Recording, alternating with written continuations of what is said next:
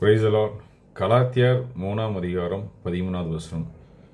மரத்தில் தூக்கப்பட்ட எவனும் சபிக்கப்பட்ட கடவன் என்று எழுதியிருக்கிறபடியே கிறிஸ்து நமக்காக சாபமாகி நியாயப்பிரபனின் சாபத்துக்கு நீங்களாக்கி மீட்டு கொண்டார். ரோமர் காலத்தில் ஒரு பெரிய சட்டத்திட்டம் இருந்துச்சு. அதாவது ஒரு பெண்ணை நீங்கள் விபச்சாரம் செய்துட்டீங்கன்னா அவங்கள கொலை செய்யணும் அப்படின்னு சொல்லி. அதே புதிய ஏற்பாட்டில் ஒரு பெண்ணை நீங்கள் கவராக பார்த்தாலே அது பாவம்.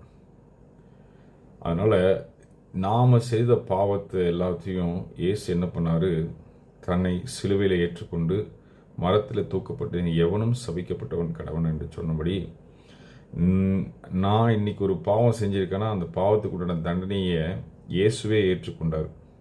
அதை ஏற்றுக்கொண்டு நான் உன்னை அந்த பாவத்திலிருந்து விடுவிக்கிறேன் அப்படின்னு சொல்லி அதுக்கு பாவத்துக்கு மன்னிக்கிற தகுதி உடையவராக ஆனார். மன்னிச்சது மாற்றம் இல்லாமல் இந்த உலகத்தில் வாழ உதவி செய்கிறாரு. பரிசுத்தமாக வாழ்ந்து மீண்டும் அவர் பரலோக ராஜ்யத்தில் நம்மளை கூட்டிகிட்டு போகிறதுக்கு வருவார். அந்த நாளில் மறுரூபமாக்கப்படுவோம். அந்த நாளில் அவங்க ஆவி ஆத்மா சரீரம் முழுவதும் குற்றமற்றவராக காக்க ஆண்டவராக இயேசு கிறிஸ்து நம்மிடத்தில் இருக்கிறார். அவர் போய் நமக்காக ஒரு தேற்றவாளனை அனுப்பி வைத்தார், பரிசுத்த ஆவியானவர். அவர் வந்து நம்ம அனுதினமும் நம்ம என்ன செய்யணும் என்ன பண்ணக்கூடாது என்று தெளிவாக நம்ம உள்ளத்திலிருந்து நம்மளை உணர்த்தி கொண்டே இருக்கிறார். நம்ம தவறான வழியில் நம்ம போகும்போது பரிசுத்த ஆவியானவர் நம்மளோடு கூட பேசுவார். எப்படி பேசுவார்னா, வேதத்தின் பைபிள் மூலிமா நம்ம கூட பேசுவார். இயேசு கிறிஸ்து பிதாவாகிய தேவனும் பரிசுத்த ஆவியானவரும் மூன்றும் ஒன்றில் செயல்படுகிற சர்வலோகத்தின் தேவன் நம்ம கூட பேசுகிற தெய்வமாக இருக்கிறார். இன்னைக்கு ஒருவேளை உங்களுக்கு பாவ மன்னிப்பு கிடையல, எங்கே போவோம், ஒரு பாவ மன்னிப்பு எனக்கு கிடைக்கல, ஒரு சமாதானம் இல்லை, நாங்கள் எத்தனையோ கோயில் குளங்களுக்கு போயிட்டோம், அங்கே போய் எங்களுக்கு ஒரு சமாதானம் இல்லை, ஒரு நிம்மதி இல்லை, என்ன பாவம் வேணாலும் இருக்கட்டும், அதை பற்றி ஒரு பிரச்சனையே கிடையாது. இயேசு எல்லா சகல பாவத்தையும் எல்லாத்தையும் மன்னிக்கிறார்.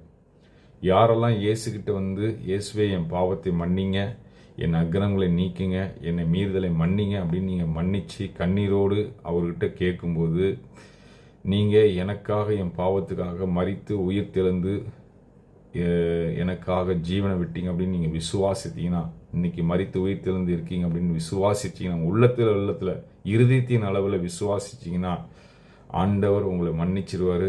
மன்னித்து அவரோட பிள்ளையாக உங்களை ஏற்றுக்கொள்வார். அது ஏற்றுக்கொள்வது மாற்றமில்ல, பரலோக ராஜ்யத்தின் வாழ்க்கையை உங்களுக்கு தருவார். அந்த நாளில் நீங்கள் கைவிட மாட்டீங்க. இயேசு சீக்கிரம் வரப்போகிறார். அநேக சத்தியங்கள் யூடியூப்பில் இருக்குது இயேசு வருகை குறித்து. அதை பாருங்கள், பார்த்து ஆசீர்வதிக்கப்படுங்க. கைவிடப்பட்டுறாதீங்க. நரகத்துக்குள்ளே போனீங்கன்னா ரொம்ப கொடூரமான சம்பவம் அது.